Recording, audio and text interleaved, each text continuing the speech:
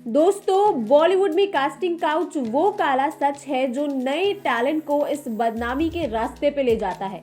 कई बॉलीवुड एक्ट्रेस ने खुल के इस सच के बारे में मीडिया के सामने बात की है और आज की इस वीडियो में हम ऐसे ही एक डायरेक्टर के बारे में आपको बताने जा रहे हैं जो कास्टिंग काउच जैसी गंदगी से पूरी तरह घिरे हुए हैं और कई सारी नई नई एक्ट्रेस के साथ ये कास्टिंग काउच जैसा काम कर चुके हैं।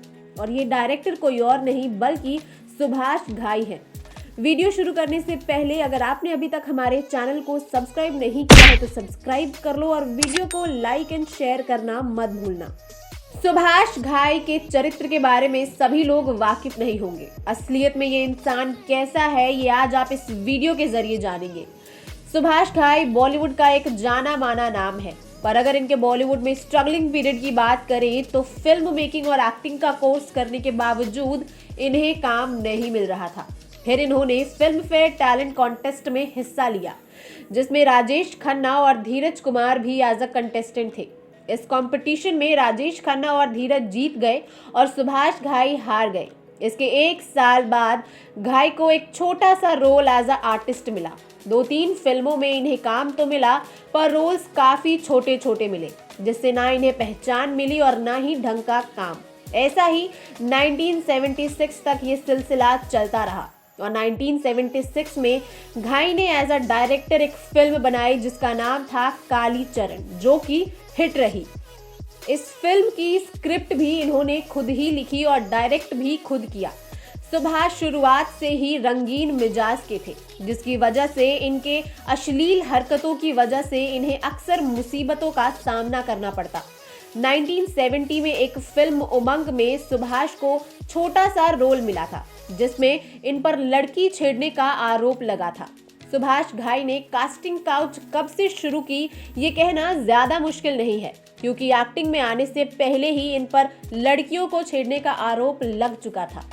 पहली बार इनका नाम जुड़ा था 1980 में टीना मुनीम के साथ, जो आज अंबानी खानदान की बहू है और अनिल अंबानी की बीवी है।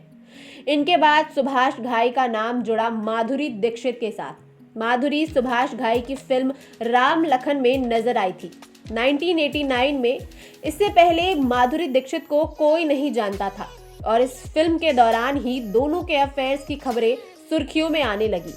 अपने करियर को ऊंचाई तक पहुंचाने के लिए जहां माधुरी दीक्षित को एक गॉडफादर की जरूरत थी, वहीं सुभाष घाई माधुरी को छोड़ने को तैयार नहीं थे, जिसके चलते दोनों ने एक दूसरे का भरपूर फायदा उठाया। जिसके बाद माधुरी को कई फिल्मों में काम मिला और सुभाष घाई के चलते पहचान भी मिली। फिर अच्छे खासे चल रहे करियर के बीच साल 1991 में सुभाष घाई पे पहाड़ टूट पड़ा।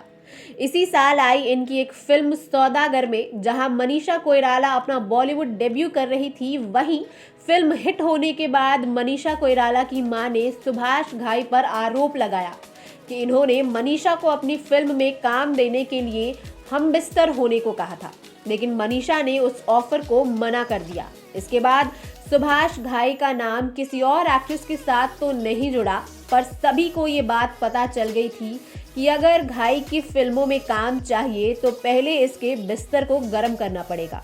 फिर दोबारा सुभाष घाई का नाम काफी समय बाद महिमा के साथ जुड़ा, जो उनकी फिल्म परदेस की लीड एक्ट्रेस थी। इसके बाद फिल्म ताल के दौरान सलमान खान को खबर मिली कि सुभाष घाई कोई फिल्म बना रहे हैं जिसके लिए वो एक्ट्रेस की तलाश में है। लेकिन फिर ये खबर सामने आई कि एक पार्टी के दौरान सुभाष घाई ने सलमान से ऐश्वर्या राय को उनके फार्म हाउस पे भेजने को कहा, अकेले रात गुजारने को, जिसे सलमान खान बौखला गए और सुभाष घाई को चांटा मार दिया क्योंकि भाईजान ऐश्वर्या से सच्चा प्यार करने लगे थे। पर फिर बाद में जब ऐश्वर्या राय को ये पता चला तो वो खुद सुभाष घाई को पर्सनली मिलने चली गई और ऐश्वर्या राय को फिल्म में कास्ट भी कर लिया गया। पर लोगों को ये समझ नहीं आया कि आखिर ये कैसे हुआ। फिल्म के सेट से सुभाष और ऐश्वर्या की कुछ ऐसी तस्वीरें सामने आई जिसे देख के कहा जा सकता था कि दोनों के बीच कुछ चल रहा है, पर ऐश्वर्या को इससे कुछ भी फर्क नहीं पड़ा क्योंकि उन्हें भी अपना नाम बनाना था जिसके लिए बॉलीवुड में गॉडफादर की जरूरत थी।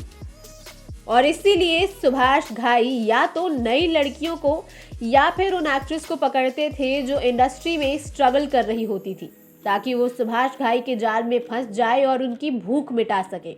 क्योंकि सुभाष घाई का रिकॉर्ड था कि इसकी सारी फिल्में हिट होती थी, जिसके चलते सभी एक्ट्रेस इनकी फिल्मों में काम करना चाहती थी, जिसका ये पूरा फायदा उठाते थे और काम देने से पहले बेडरूम में उनका टेस्ट लिया करते थे। खबरें तो ये भी सामने आई है कि सुभाष घाई की कास्टिंग काउच के इस सीरीज में करीना कपूर के साथ कई जानी मानी एक्ट्रेस का नाम जुड़ चुका है।